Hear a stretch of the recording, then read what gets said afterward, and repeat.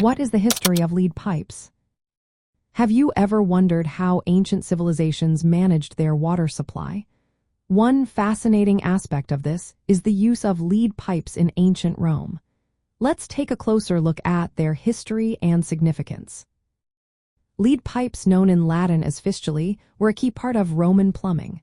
The Romans were pioneers in using lead for water pipes.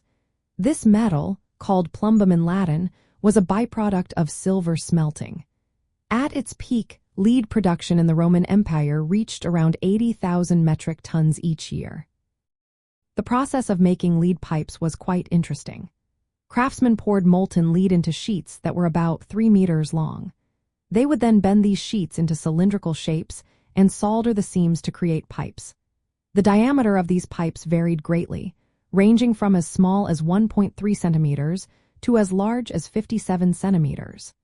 This variation allowed them to meet different water flow needs across the city. These lead pipes were essential for Rome's extensive water supply system, which included aqueducts and sewage systems. They channeled water from rivers, streams, and springs into urban areas, supplying public fountains, baths, and private homes.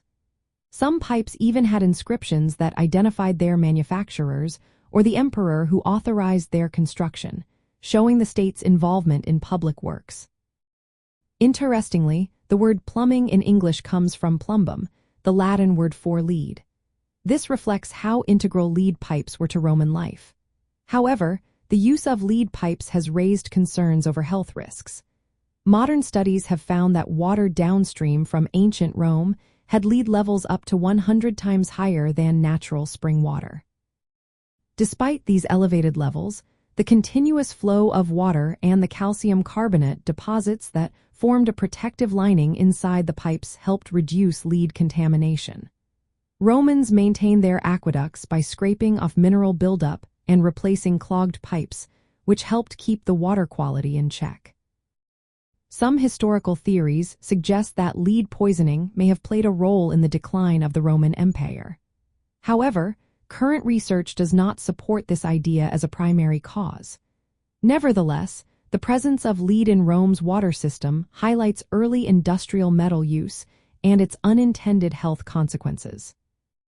In summary, lead pipes in ancient Rome representing a remarkable achievement in engineering and urban planning.